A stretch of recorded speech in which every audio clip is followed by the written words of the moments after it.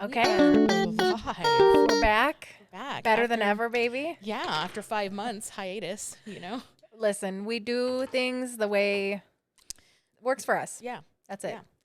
So what are we doing today? We're going over, what is it called? Atlas of the Heart by Yes. Brene Brown. It's her new HBO series. And we're going to do, I'm thinking one episode per show. Okay. I think it would probably probably be good to separate it. Okay. So the first one is kind of, put my glasses on, I'm kind of blind. Language of Emotional and Human Experience was her first one. That was the title of it. The title of it. Yeah, and I thought it was a good introduction of what's to come. Okay. Because it seems like the rest of her episodes are digging into specific words and what they mean and how you can use them. So I guess overall we can kind of chat about like what we took away Absolutely. from it, right? So Yes. what was like your like main takeaways like after this episode?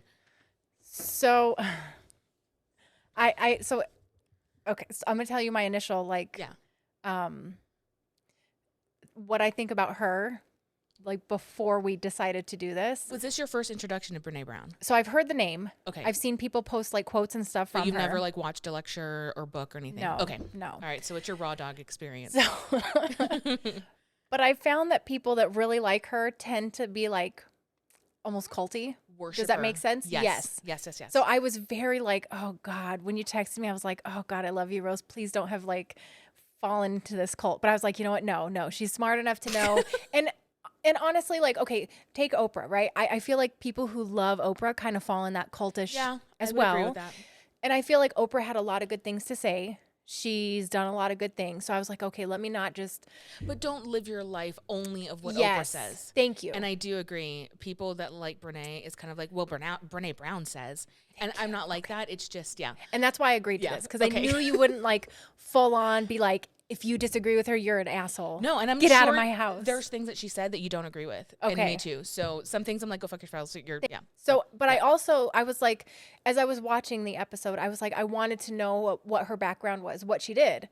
So I looked it up. Yeah. She's a fucking clinical social worker, right? Is she? Okay. So you can relate So somewhat, right? kind of, but I hate social workers. Like So you they're hate yourself? I hate myself. And I know that sounds bad. I do. Social workers, and let me social workers do great things, right? Okay. But I feel like some social workers can be super pretentious, especially clinical social workers, the ones who do therapy. That's what like differentiates her from me. I can't do therapy. Okay. I'm not clinical. Is it because you don't want to be? Well, I Or- would have to do an internship. Okay, so Yes, it's so there's additional more work education that goes on- into it. It's yeah. whole. I just don't. Well, not only that, I just don't know if I am. I don't know that I want to do therapy. I don't know that I can sit there for 45 and listen minutes to other people's and like issues. you know, Yeah. when I sit with patients for 45 minutes, after a certain point, like I start to feel anxious, like Really? claustrophobic, like, oh my God. Like, and that's the good thing about what I do is sometimes I do sit with patients, but usually it's not longer than 20 minutes. So I can sit there and even after 20 minutes, I'm like, gotta go do something. What is it? Is it because you don't want to connect with them, Maybe. or you don't connect Maybe. with yourself? Maybe. Because that's what she said. Maybe that, no. And that absolutely could be it. It could be that I don't want to, I have a lot of biases against therapists in general. I feel like, and this goes along with the whole thing, like background in like social work and what I feel like social work really should represent. And it's not just me. Like one of my professors said the same thing. He had when I took a class by him, he put a picture up of a clinical social worker and her webpage, and it was very like, and don't get me wrong, like I feel like if somebody needs therapy, right? Like when I went and got therapy, I am a very like first world problem type person for the Yeah. most, really, right? Like I can get food, I can get water, I have access to all the basic needs. So going to therapy for me is very first world, right? And that's what her whole website was about. And so Interesting. yeah, so I feel like social workers should be boots on the ground, helping people that, you know, can't get access to food, water, housing.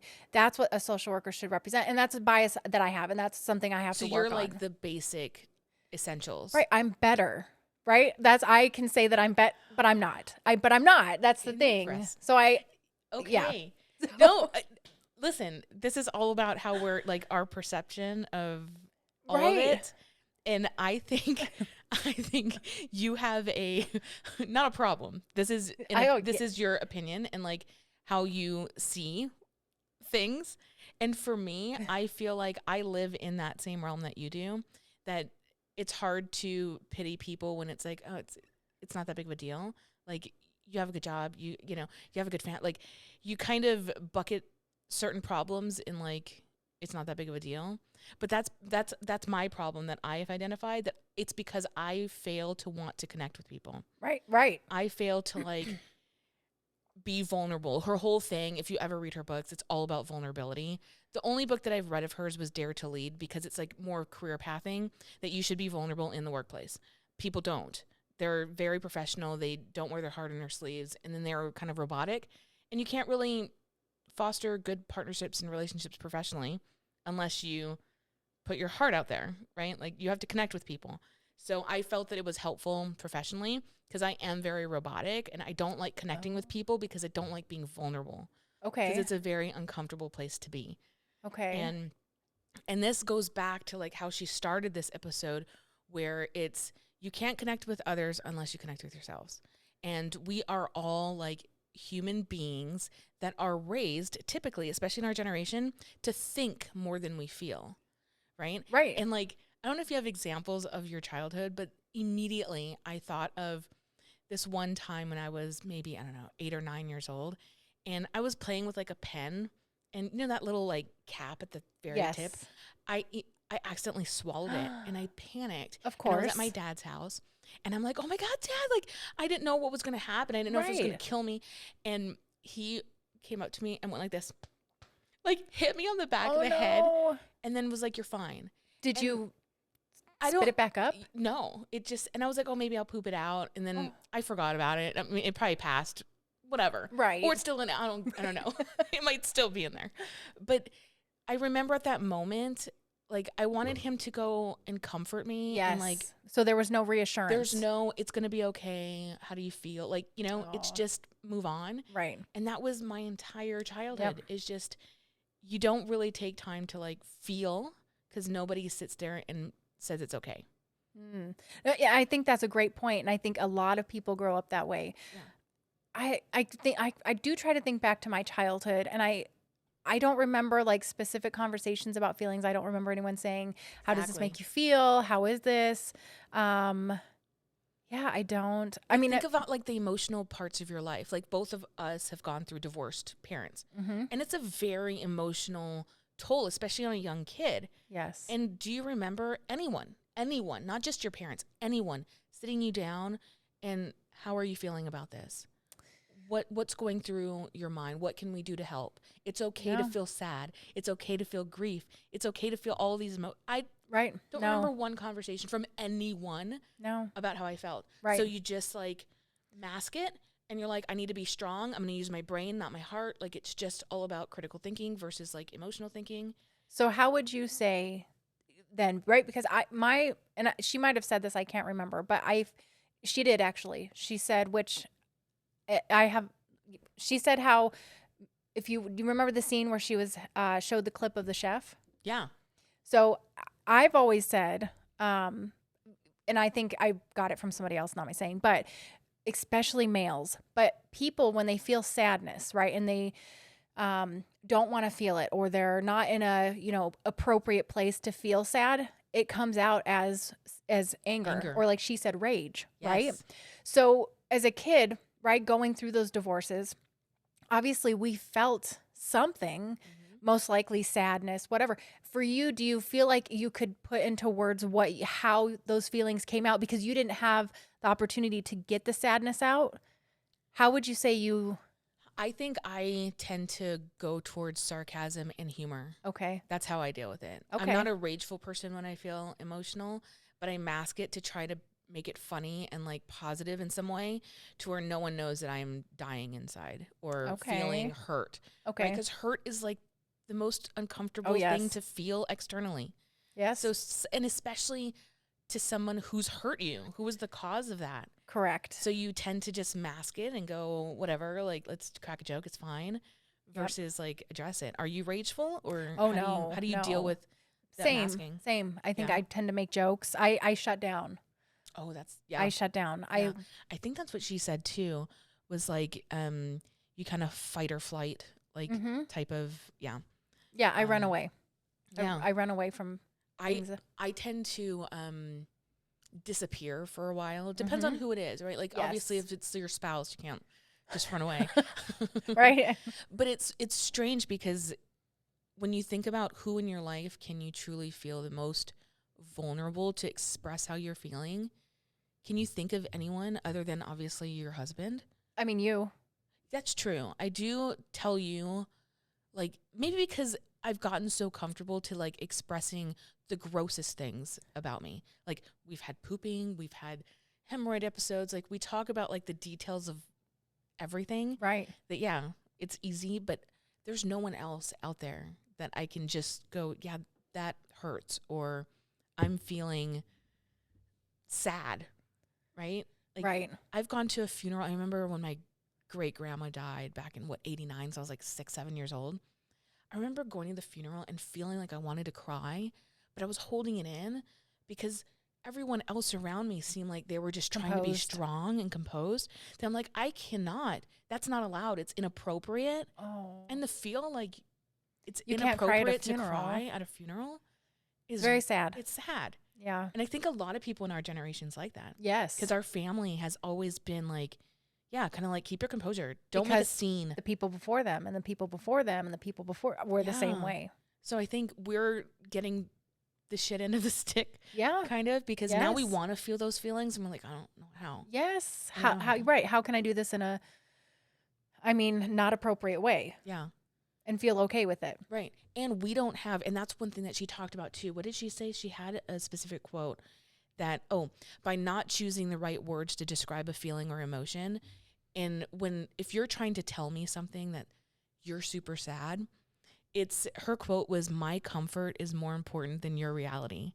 And I thought, wow, that's so fucking true. That is. Because if you're in anguish, and that was one of the words that she used, if you're in anguish, and I've never really felt anguish and it's uncomfortable for me, I'll just go, yeah, she's upset.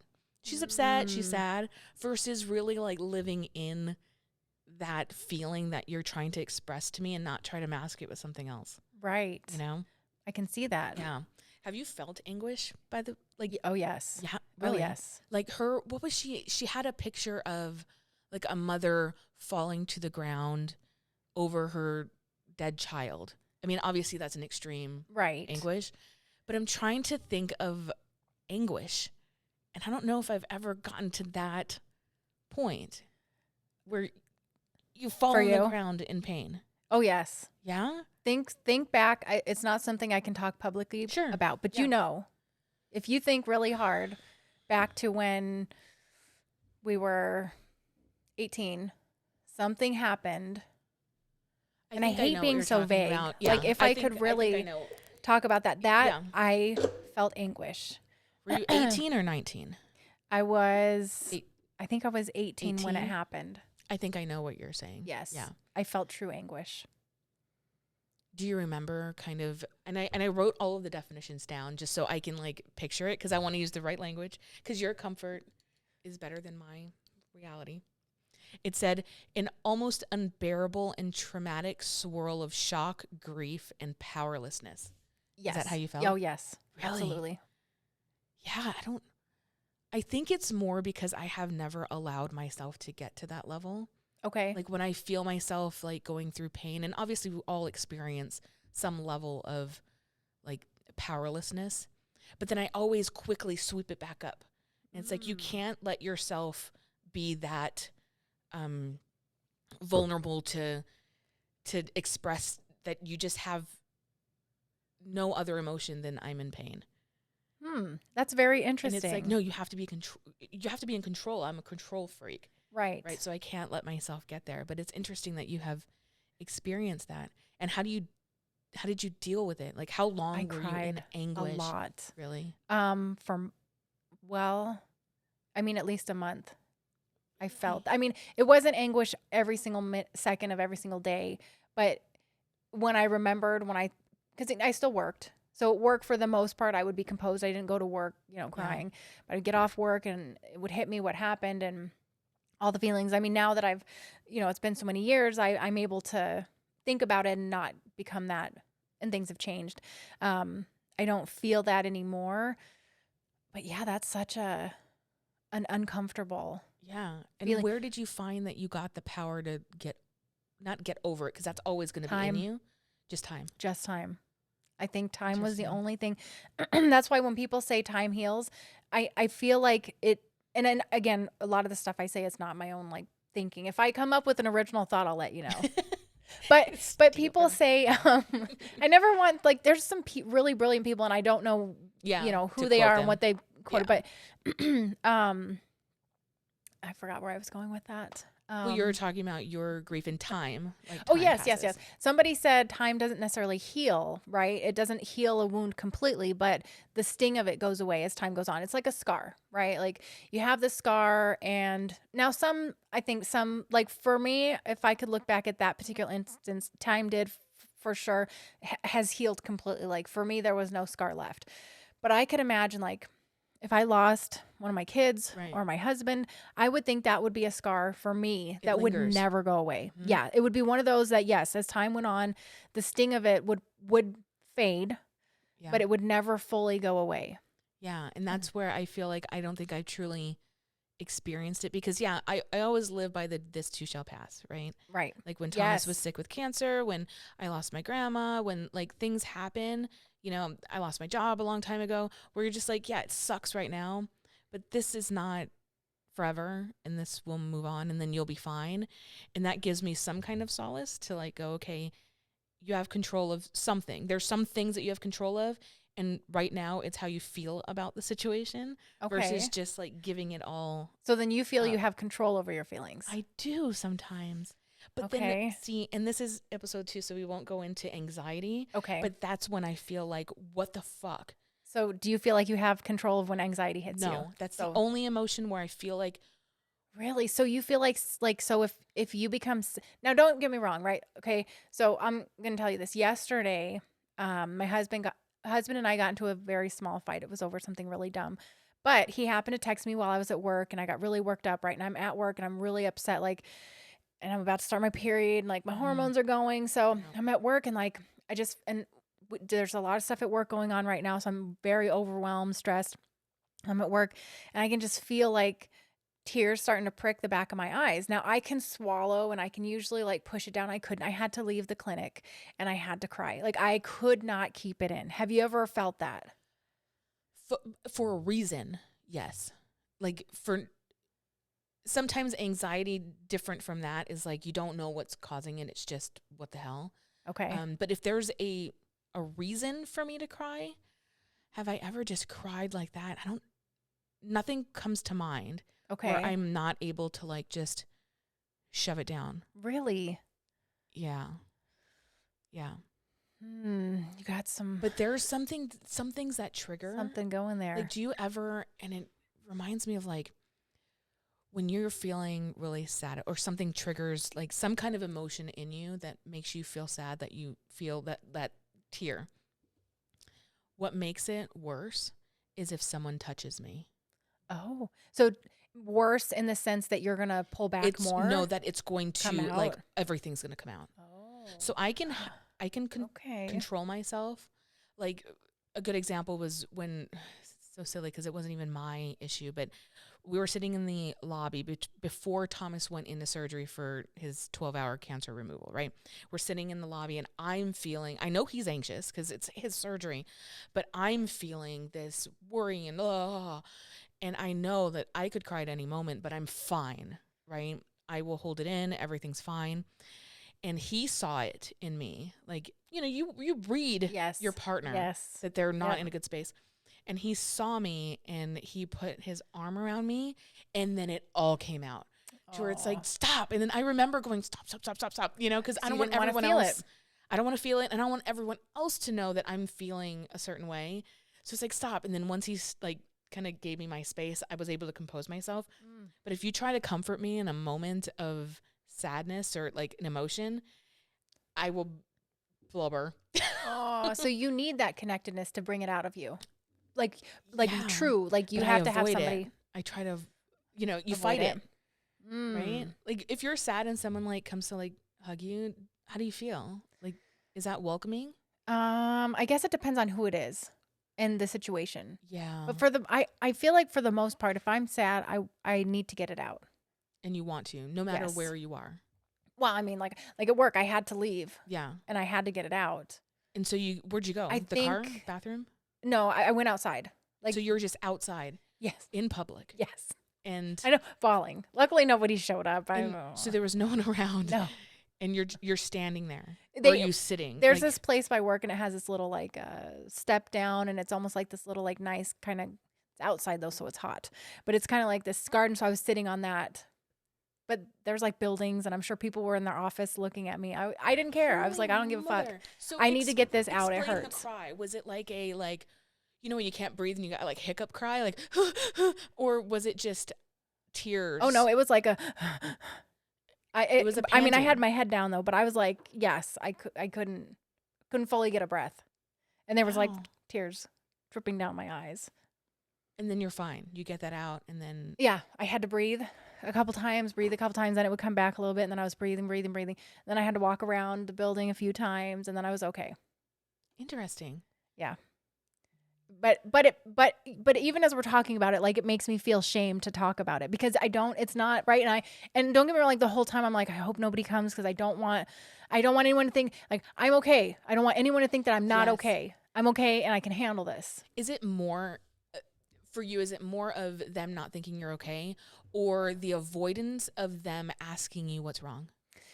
Oh, that's a really good question. I am a very independent person. I Mhm. don't like, I want to feel like I can do things on my own. So I don't want this person to even try to like make me feel better because I can do that myself. Yes. So I think that's what it is for me, right? Yeah. Yeah. Or them to try to suggest something, and it's like I know, like it's Yes. so dumb because it's like I don't know all the answers. I don't know how to fix everything. Right. But in my mind, I'm like, I know what needs to be done, and I don't need you to tell me. Yes. I'm just dealing with it right now. Right. You know? So Right. it's like and they might try to hug me. I don't know. And it's Yes. not, and it's so weird, right? I get very like with touch and stuff. It is very weird for me. And it's not that I care that they're touching me. I'm afraid that they're going to be repulsed by touching me. That's the way, like, so when someone hugs me, I'm like, oh my God, they're repulsed to be hugging me. So it's not like, so I don't, Oh. is that weird? It's No, weird. it's not. It's not weird. It's like it's how It's you feel. weird. Like repulsed by like the way you feel, the way like what's I don't know. I might smell like, Oh. I don't even know. It's a weird thing. I know. Wow. No. Not with my kids. I will say not with my kids and not with Josh, of Sure, course. And even yeah. like with you. Yeah. It's people that I like don't know intimately. It's like or have a deeper connection with. right, like a distant, like a I will. I'll hug friend. people. yeah. I'll do it. Because I always interesting. kind of think to myself, like, if they're going in for the hug, they must be okay with hugging me. So listen, I'm always like, maybe my pits are damp, something. I'm always Yeah, that anxiety. I do feel like, oh, they're gonna touch my back fat. See, right? Like- Yes, something. But I don't feel like they're gonna hate touching me. But I'm just like, oh, they're gonna know my back's not smooth. And I'm like, obviously, you're gonna know just by looking at me, my back's not gonna be smooth. But you're right. To touch it is, or what if they do? They go to hug you and they touch the back fat. And they're move like, their- oh, and that's what they're saying to See? themselves. Yeah. See, so you understand what I'm saying. I don't think we're at the complete like view of it, but I do relate on that. Or, people, and I come from like in Hawaii, like whenever we hug, they always kiss you on the cheek. Okay. I'm not a cheek kisser. No. I've never been, not really the thing. So I always, like, whenever I would hug my family, I would give them the Side. fake kiss where like your cheek is here and I'm like in your ear, Yes. like I won't, it's weird to me. So when someone kisses my actual face and it's not my husband, it kind of, I don't want to say grosses me out, but it's like, ugh. But so we have a thing with spit, right? Yes. Don't like spit. Yeah. It's gross. Yeah. I So agree if I with have you. dampness and now the wind is like breezing your wet saliva on my Yes. face and you can't wipe it Right. Because then you're rude. because then you're rude. So you have to like turn and like. I agree with you there. It's weird. Like if you're gonna kiss somebody on the cheek, have dry lips or don't. or don't. Or don't. Especially, man, I mean, you go to England, they kiss you twice. Oh, one on each I've never cheek. been, so And I guess I it's, won't have. I like the like, mwah, mwah, like air kiss. Cool. We Yes. can do that all day. Yes. Don't kiss my cheeks. Right. No, I'm with you there. Yeah. Do you think that's common, or do you think that is a sign of like intimacy issue? I don't know. See, I think part of it could be hygienic as well, right? I don't know how well people brush their teeth, and that's part of the thing True. why I don't like I spit. did feel this way before COVID too, though. See, So yes. yeah, Yes. yeah. Well, I did too, because even pre-COVID, I people don't like. don't brush. I don't That's know. true. I don't know. I don't know Yeah. what their, oral habits are. Right.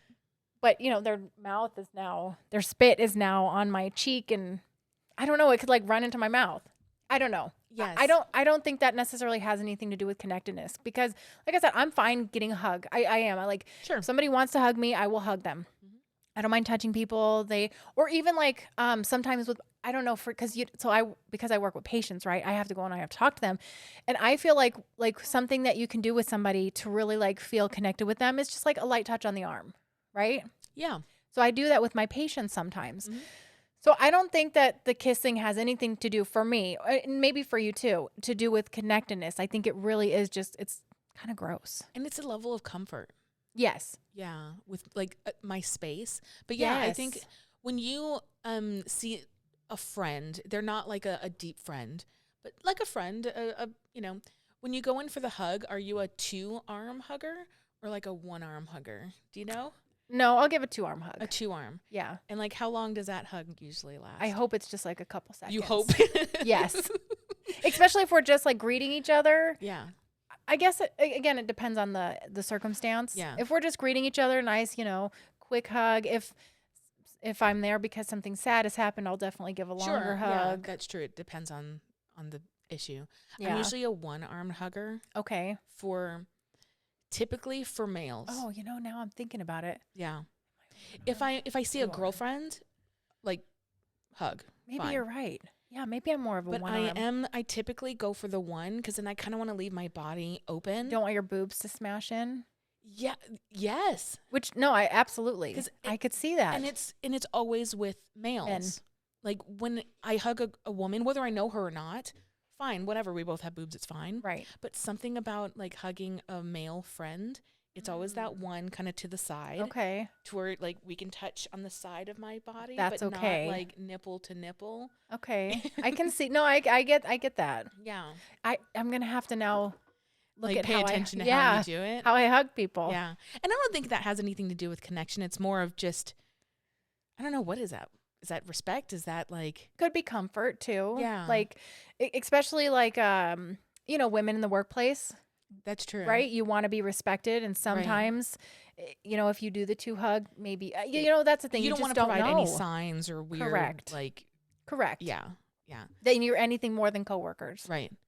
But even like guy, just friends, it's like, and like family, like my father-in-law, right? Like we'll hug, but then it's always like that distant. It's a weird. I don't know. Maybe because I wasn't hugged by my dad. That could be. Right. My dad wasn't a hugger. Right. So maybe that is it. Interesting. It all goes back to Right, to our your childhood. childhoods. I know. See, and I tried to Interesting. break that cycle with my own kids. I full on hug them. You're like hugging all the time. So Yes. they are huggers. Would you say Yes. they are huggers? They have to be. to their friends, to like they are. I think More they hug their comfortable? I don't know about my son. I don't know. I think he hugs his friends too. I know for sure my girls do. Yeah. They hug their friends. I think that's a good way to be, because when we were younger, we didn't hug. No. And I And had we a barely hug now. Did you have friends when you were younger that were huggers? Yeah. And wasn't it kind of awkward? It was very Yes. strange. Adrian was a hugger. That's right. Yeah. Right? It's like she would hug And all the time. It does seem like she comes from a family of huggers. I could Of- see her mom being Yes, touchy. a hugger. And no, Yeah. we were not touchy. No. Except my mom's parents are and that's probably where I rebel again. Ooh, interesting. Because anytime we would see them and leave them, even if we stayed for 5 minutes, you go there, you hug, you leave, you hug. So you were forced to It hug, was a though. forced hug. And if you And that's didn't, it was a different. sign of disrespect in some way. See, and that's different. I don't So- believe in with our kids. Once I realized, because I don't remember I'm trying to remember now if I was forced to hug or not. I'm sure I was because, that again, generations forced to hug Yeah. You family. go somewhere and your mom's like, go say hello. Go Yes. say hello to Uncle Bob. And you're like, I don't fucking know Uncle Bob. I Yes. don't want to touch Uncle Bob. Right. Yeah. So I did that with my kids for years. And then as I learned more, I realized it's not good to force your kids to hug Yeah. people. And I didn't anymore. And some family members are like, and Like, I'm what's like, wrong with her? yeah, I'm like, Yeah. my kid doesn't, I'm sorry. Like, I'm not going to force my kid Yeah. to hug. We were very much forced to like show respect and See, and if you had been given the opportunity, right? Like if you went to your grandma's house and she was like, hey, honey, give me a hug, and you yeah. wanted to, Yeah. you would have full on done it. But being forced, I think most people being forced to do something, it makes it not a fun thing anymore. That's true. So like I just don't. Yeah. And when people are hugging, I tend to like try to disappear in the crowd. So that you don't have to be part of it, right? Do you do that? Yes. And but like you said, it depends, right? If it's somewhere where I'm Yes. seeing someone that I haven't seen in a while and I'm happy to see them, sure, let's hug or whatever the case. But if it's just we've arrived, Right. I'm gonna like weave myself Yes. into the. I've been here for a while. We don't need to hug. Right. After the hugging's done We now. don't need to. Yeah, it's just that like personal touch is uncomfortable. Yeah. See, I don't know that necessarily has, I mean, maybe it does. Maybe it has something to do with connectedness. It's hard to say. Maybe because when you really think about how close you are to the friends that you have outside of like me, outside of your spouse, just the friends that could potentially be more, what's really stopping you from going to that deeper level? Is it just physically you're not as comfortable as you could be with them? Or, you know what I mean? I think about that sometimes because I have some really great friends that they're deeper than surface level, but they're not as deep as like the conversation to have with you. And then I think about like, what is it that's preventing me from getting to that layer of connection with them that I have with other people? Is it, like you said, time? I think Is it that's, time? I think maybe time. I think, too, our time is so spread thin as it is. So finding time to make connections with, to get schedules aligned and hang out. And because I know I'm trying to think of people, friends that I have outside of you, which I don't, I mean, I do have. A lot of mine are coworkers or previous Or work coworkers. yes, same. And I think about, I think I've hugged some of them and I'm Yeah. okay with it. Me too. And then Josh has a really good friend. He's actually coming over, him and his wife. We went to their wedding, very good friends. I hug her when she comes over to see us and I'm okay with that. Yeah. I know, I'm trying to think. And do you share like deep emotional feelings with them? like we have talked about some things, but I really do think it would be if I had more time with them, Yeah. we could probably have, I could definitely see us having a deeper connection. It's just that, they have kids, they have Your life gets in the way. yeah, they have other friends. That's true. And I'm not one yeah. to just continually insert into somebody's life and I'm try the to same. And I think so- that's the barrier. and I'm of okay me. with that. But does that prevent you from connecting further? Because I do the same Yes. thing. I do the Yes. same thing. To where I tell Thomas I'm a terrible friend. I feel like I'm a terrible yeah. friend because I'm not one to consistently reach out. It's not that I'm not thinking of you, because I'm always thinking of like my friends, my people who are important to me. But something in me is just like, okay, well, whatever. Right. Like, I don't think to like, how are you? Right. Right. It makes me feel like I'm just a bad person to connect with people. And you're not. See, and I know that she hits on shame and guilt, I think. Yeah. So in a later episode. yes, don't guilt yourself. Interesting. Don't shame yourself. Okay. You're not doing anything wrong. Well, we'll go into all of the words, but she did on that first one go over two main words. One we already talked about, which was anguish. And then she also went over briefly awe and wonder. Do you remember that? Yes, I do. I do. I love that emotion. I don't think we feel it quite enough. No, we don't. But she had said awe is just, we just want to take that in, and then wonder is things that you want to learn more about. And have you felt like instantly when she said awe, did you have like something that like made you feel like awe?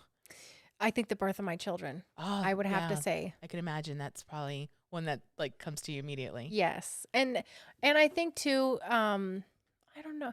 I mean, I wouldn't say I felt awe necessarily when I first saw my husband, but I did like him a lot. I Mm. don't know, maybe there's another word for it, but there was But you this want to sense take of it in. like, yeah, Like, like I want to know more. So maybe it's more wonder in that I didn't sense. even think about that when I thought of wonder, but you're right. I don't know. What I think of wonder when I first saw Thomas, I just thought like, wow, he's really cute. Maybe wonder. I don't know. I think it would be in the wheelhouse of wonder. Yeah. Of like this place, and it's weird. Like it doesn't it. Yes, it makes you feel it. Yeah. Your cheeks kind of start to flush. Yes, you feel it in your like you bring yourself to that point, and you're like, wow, that was a really great moment Yes. where it was just nothing but like happiness and like Yes. this is the way the world should Beautiful. be, almost like this utopic Yes. feeling. Yeah. I love that sense, and I chase it, but I can never find it. But I think you can't chase it. I don't think you can chase it either. It's you just either feel it or you don't. It comes. When you see movie clips, do you ever feel awe? Yes, and it's usually like Alice in Wonderland. Okay. When she finally like saw like the cityscape of like what this land looks like, and it takes me to awe. And in real life, there's a place called Bouchard Gardens in Canada, in Victoria, and every single flower, every single piece of grass is like healthy and green, and like nothing's dead. Everything is perfect, and there's like wet dew and like and the smell. I remember when Thomas and I went there, and I was like, oh my God, this is what heaven would look like if heaven existed, right? Like everything's perfect and beautiful and smells great. I remember feeling that awe. But yeah, some movies do get me to that place. Where Okay. like, man, that's got to exist somewhere. Right. Like, is it landscape or like, is it experiences that give you awe? Oh. Because mine is That's a all like good- what I'm seeing, not truly experiencing. So but you feel you physically feel Yeah. something, right? I feel like that. I want to take it in, but it's always just like nothing. It's not people. It's like Right. things. It's more landscapes for you. Landscapes. Yeah. Like what gives you Okay. awe? Because that's a good one. Like your children being born. I mean, Yes. that's a huge one. Yes. Like, man, I don't know if I have an experience like that. And I don't know. I'm trying to think of any other person. No, I don't think there's another person. yeah, that you're in Because awe I of. try to think of like celebrities and concerts I've been to, really cool like experiences I've had. I don't think I've like even Gianna and I went and saw Katy Perry in her show Play. Visually, it was stunning, Yeah. but I wouldn't say I felt Were you in awe. awe? No. Yeah. Mm-mm. It's one of those words that only can be labeled to specific events. Yeah, and it's rare. I think it's rare. Yeah. I feel the same way about how people overuse amazing. Mm-hmm. Like, was it really fucking amazing? Right. Was that tuna sandwich really amazing? So you feel they should use a less, Yeah. but maybe to them it really is amazing. That's bullshit. No tuna sandwich has ever been amazing. I don't know. Have you had a tuna melt with some cheddar cheese on it and it's been I melted? don't know about that. Yeah. But it does relate back to like using the right freaking words to describe how you're feeling. Right. So people aren't mistakenly like taking you as feeling a certain way when you're not. Correct. Right? So don't say like I'm in awe when you're just feeling like, oh, that's cool. Right. So do you think there should be a class in school that teaches kids how to use words when they're feeling a kind of way? Yes. Because I when agree. she had started, what were the three? It was happy, sad, and pissed off. Yes. Were the three people like think of immediately. There are so many ways that you can describe sad, pissed off, and happy. Yes. And you should use them. And for kids, I think they're trained like those three, basically, right? Are you happy? Oh, you're sad? Like, why? Right. What, Right. I think yes. Because then it will make them a full, well-rounded human being when they grow up, to where they Yes. would identify their emotions and they would identify the people around them, how they're feeling, Yes. and know how to deal with it. Because if you're sad versus you're in anguish, that's completely two different is. feelings. It is. Like, I'm sad that I ate Domino's last night and I like pooped all morning, Right. Right. and I'm not in anguish. Right. So yeah, it's interesting stuff. There's this, I wish I had brought it. I can't when I was going to therapy, the therapist gave me this list of whole bunch of different words to describe certain feelings. Yeah. And I couldn't find that. But also in that I had looked this thing up. And so when I say it's in the wheelhouse of that emotion, there's this like literal circle, and it has it'll have like 8 emotions here, and then out of those 8 emotions they can be categorized into these 4, and then those 4 come into like these 2 and then into 1. In sadness, right, there's like a couple that branch off that are more well known, and then a couple that branch off that are a little less known, and then there's like all these other ones that can also encapsulate what sadness is. So, and I think that's really important because within sadness, I think anguish does exist Sure. because it's a part of sadness, but it is a much deeper form, Extreme. yes, Yeah. of sadness. I wish I could find that wheel. But I if think you that find would be it, good for like really young kids yes, to for learn. kids.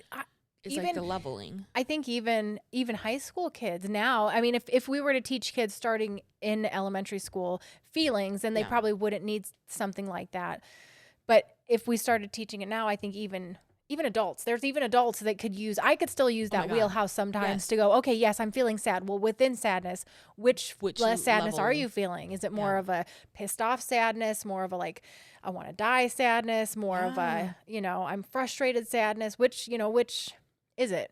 It's very smart because especially by the time you get to like puberty and are experiencing emotions you have no understanding of, Yes. and heartbreak, hurt, like those are feelings that unfortunately can take you into such a deep place because you don't understand it.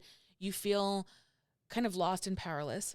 And this is the first time you're ever experiencing it and maybe even hearing what that word even is. Right. Versus when you're young, like, hey, you will experience here are levels and you'll know it when these things happen. I think that could really help because, man, you're seeing like, and unfortunately COVID probably has a lot to do with it, but just like suicides and depression, like on the rise for young adults that Yes. it's just maybe because they just don't understand like, Right. those levelings. And I think a big part of it is even their parents weren't taught how to absolutely. manage emotions. Yeah. And I like to, you always want to blame or like put the whose fault it is. And I'm trying not to because I think I'm always trying to like, okay, I feel this way because that person, right? Versus like, no, this is just the emotion that I'm feeling about the situation. Right. But I do feel like a lot of what I deem is like wrong with me comes from the lack of openness from my parents. Right. The like closed-minded, not really like welcoming any kind of emotion outside of regular, Right. Like when I was younger, it was always okay to feel mad about something, but never okay to feel sad about something. Like we can be angry about stuff. We can like, hey, that's not right. You can be mad all you want. Right. But I don't know, sadness just never felt like it was welcome. A welcome feeling. Yeah. To go, yeah. So you It's had no deep. outlet for the Yeah. sadness. So maybe Yeah. that's why you have a hard time today. Yeah, Right? probably. You say? From like, I can't be vulnerable in Yeah. sadness. Yeah, that's some shit. That's some deep It's some shit. shit. It Yeah. is. Yeah. And I think that was the last one because she talked about grief like very quickly. I think it went along with anguish. Yes. And like the examples that she gave was Up. You know that movie? Yes. That Have you movie? seen that movie? Oh, yes. Yes. It's the only movie I cried like after 2 minutes in the beginning. Do you cry every time you see it? Yes. Me too. I've seen that movie It is the probably 4 or only 5 times. Do you think it's because that's, and this will go into episode 2, but do you think that's one of the fears? Because it's tapping into a fear that we have about our own lives? Oh. Because I know when I think about worry and fear, that's the major one that I think of. That is a good is question. I will lose my spouse. Absolutely. Absolutely. I think that's certainly one of them because the thought of losing this person that you've spent your life with Yeah. is anguish. That's anguish. That I think would be definitely a time that we Yeah. feel anguish is losing that person. I think too, like she had said, knowing the backstory for them, like they had already gone through, not being able to have a baby. And Yeah. so I think for me because that's kind of when it starts to like, for me get sad is when they can't They have. failed. Yes, that's when I start to feel for them. But they do go on to live this beautiful life, and then of course it one of their lives, ends Yeah. as it does, and it is sad. Like it's It's so just moving. Yeah. It's one of those. Yeah. I can't think of another movie that like I've seen more than No. once that hits me the exact same way. Same. Isn't that weird? It's a cartoon that does it. Right? And then it just It's the way that they fucking hits you. put the picture, the way that they do it. Maybe because you can relate in some way, Mm-hmm. of just like they had their chairs that didn't match, but it was like her chair and his chair. Yes. But it was their comfort, their comfort, but they wanted to just sit next to each other. And I don't know. It's like, it's relatable. And I'm like, you lose all of that. Where are you? Yeah. And where do you go from here? Yeah. This was my entire being. World. Oh, yeah. Yes. Yeah. I put down, and she didn't have it in there, but I put down My Girl. Okay. As I thought of that. a movie Yes. that I thought of immediately when I thought of grief. Absolutely. It's like, man. And she had Beaches, I think, was one of the ones that she had. But My Girl, Mm-hmm. I remember like watching it as like a preteen. I was kind of young. Yes. And then like seeing your best friend die. It's yes. like, and at that age, like that's everything. Right. Like that's. It's so funny that you say My Girl. I thought of that movie as well. And we tried to get our littlest, our 11-year-old to watch it for so long, and she wouldn't. And then I was so mad at Josh. Finally, he gets her to watch it while I'm at work one day. They watch it together, and it made her, she cried. She cried. She did. Yeah. Yep. It's that age. Because obviously you watch it now and you know what's going to happen. It's not one of those that hits you every time. Right. But man, for the first time, seeing her guttural, her anguish. Yes. Like falling Where's on your the ground. glasses? Yes. I'm like, oh my Thomas J. God, yes. Oh my God, he can't see without his glasses. Yes. Yes. Oh my God, that one was tough. But very. so very those sad. were the 3 or 4 of that episode. So she had said something, and I wanted to know your thoughts on it. So she said that we can't recognize emotions in others. Would you agree or disagree with that? And I was actually really shocked that she said that. I disagree. I think maybe the level of emotion, maybe I don't, but I think I can read the room pretty well. Yeah. Don't you? Yes. Like, yeah. If you see someone's like uncomfortable or hurt or bothered, right. I can kind of read that. Right. And I see where she was going with it.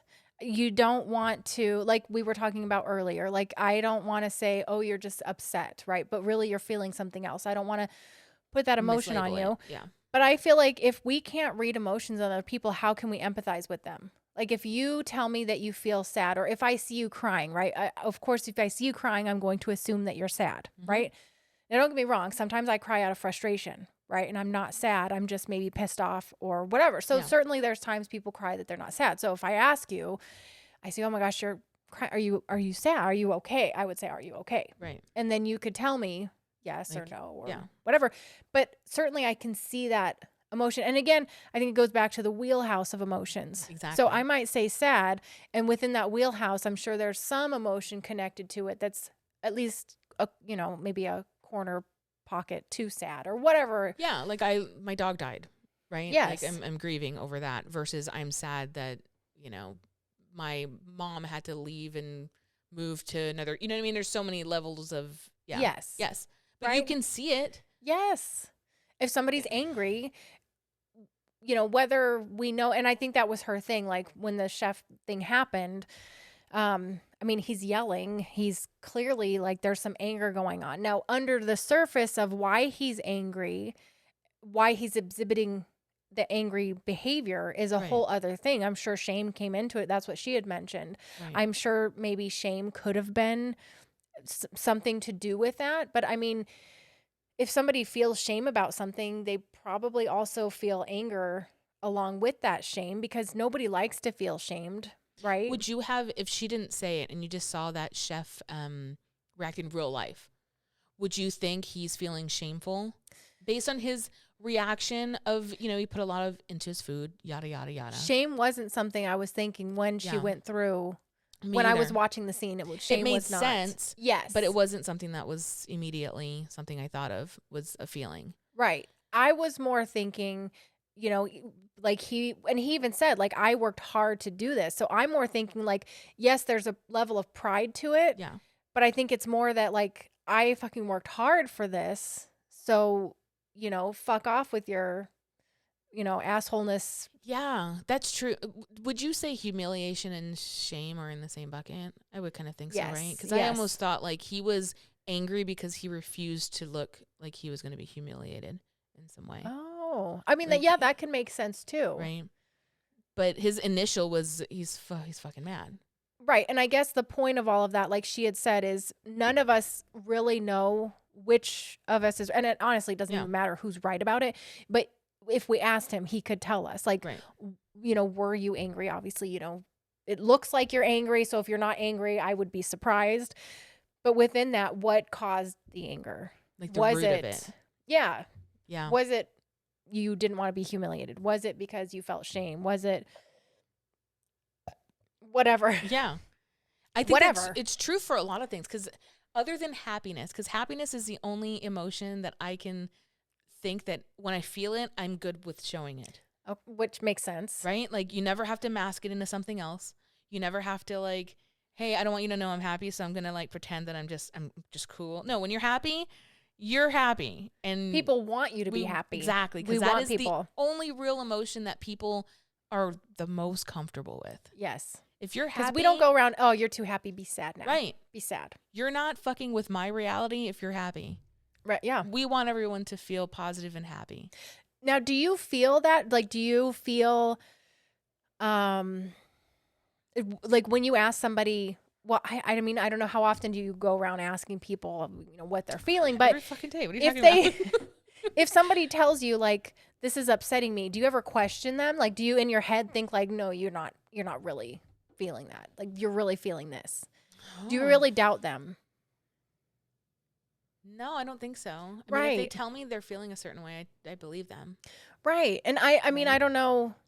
Don't get me wrong. There's plenty, especially when we start talking about race. Like, and I know that's where she was leading into, because when you talk to an African American and they say they have, you know, these microaggressions that happen to Right. them daily, Yeah. I believe them. And I know Sure. what she's saying. There's so many white people that don't, right? They will argue that and say how, you know, you don't. So Right. I get that. I don't know. And also, I guess, I mean, but we just have empathy. I guess that's what it comes down to. Like, we have Well, empathy for people. But And those are the people, that example of those white people that don't believe those microaggressions exist, those are the people that goes back to her, my comfort's more important than your reality. right. Right? But see, I guess that's where I question this, because isn't she basically preaching to the choir? Like, the people that go to see her know that, True. right? I mean, people that believe that microaggressions don't exist for Black people are not reading Brene Brown. Right. Should be, but aren't. Correct. True. So I guess that's more of where I feel like, Kind of stating the obvious. yes, I could see that. kind I of can see that. like, and I think the information needs to get out there for sure. Like, I Yeah. absolutely think it does. And there are people that are, you know, I mean, in order to end racism, people have to understand that, you know, when a Black person says that this happened to them, we as white people have to say, okay, like, that's it. Like, we don't question what they're telling us, you know, like, that's what happened to you. We have to have empathy, you know, and not question whether it did or whether they did something wrong or, you know, whatever the stupid thing Right. some white people say. But do you think like it's because people automatically feel like, and I do this sometimes too, that if somebody expresses trauma that they've gone through, sometimes I try to take it on as if it was my trauma, and it's a lot to deal with, and to affirm to myself that, listen, your trauma is not my trauma, but I can be here for you. Mm-hmm. I like to take on people's problems and try to help them resolve it versus it's like, listen, that's not your monkey. It's like, not my monkey, not my circus. It's like, yes, this is your issue. It's not that it's not important to me, but it's your issue. I'm here for you. I can empathize with you. But I think there's so many people that just try to fight that so much because it's like, listen, this is not my problem. It doesn't exist. So whatever, right? Versus just like, no, it's somebody's problem. It might not be yours, but it matters. Right. Right. And I think that's kind of the problem. But I do agree that, yes, those people that truly need to fucking change aren't getting self-help or they would change. Right. Yes. So. Well, they wouldn't, they're so angry. And even then, like, I know as a white person, who am I to say anything about how, other races should act? It's not my place to say any of that. Yeah. I'm more saying, hey, white people, do better. Just fucking be nice. I can say. Can we all just be nice to each other? Yes. Let's have empathy for each other. And if somebody says that something's happened to them and, just take a minute to listen, really listen to what they have to say. Why are you not believing them? Why are you not believing that somebody is feeling shitty because they feel like they're less than with other people? Right. Like, well, and I think that really definitely goes back to like their comfort.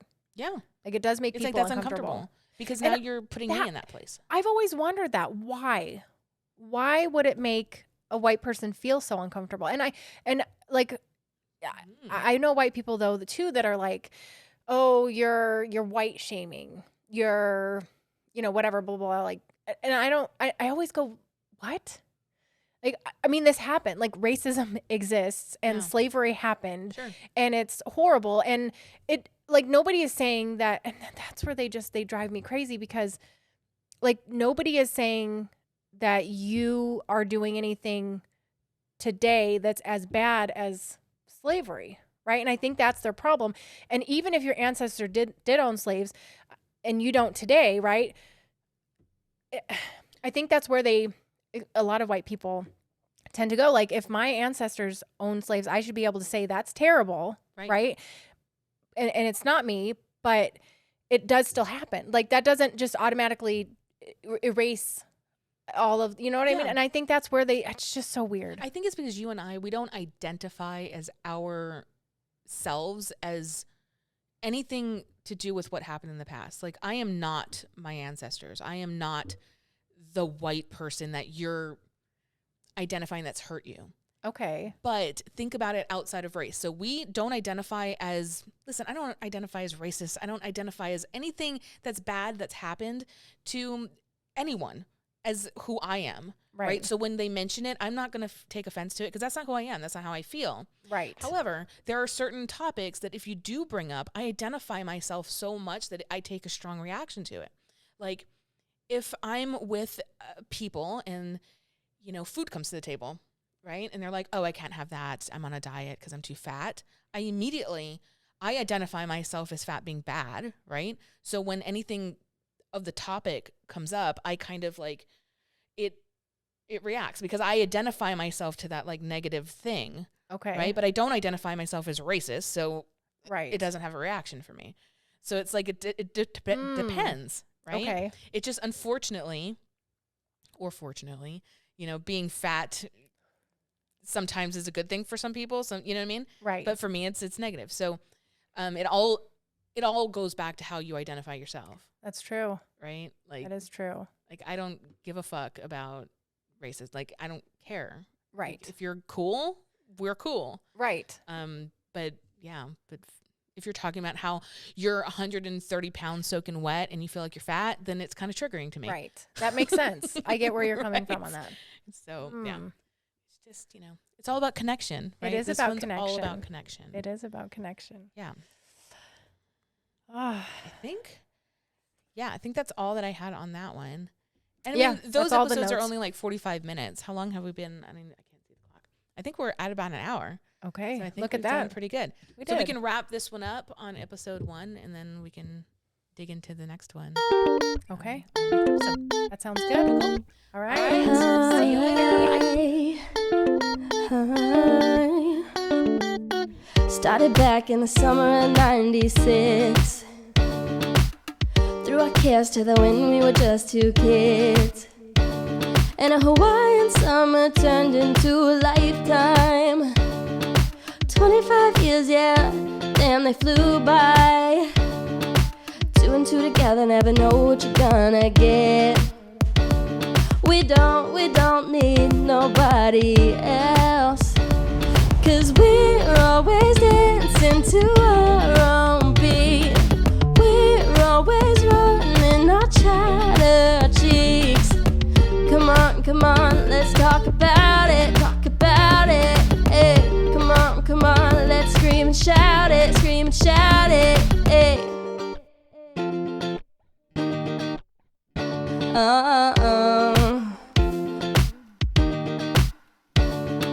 Beauty is whatever we decide.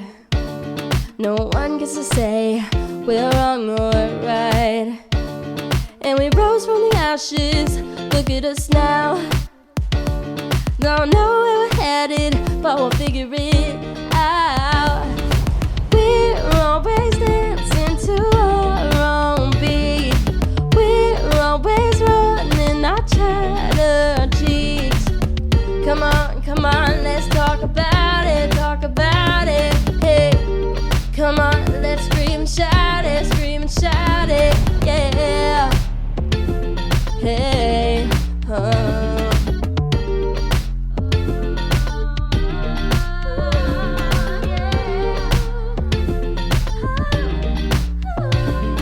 we're always dancing to our own beat. Let's talk about it, hey. Let's talk about it,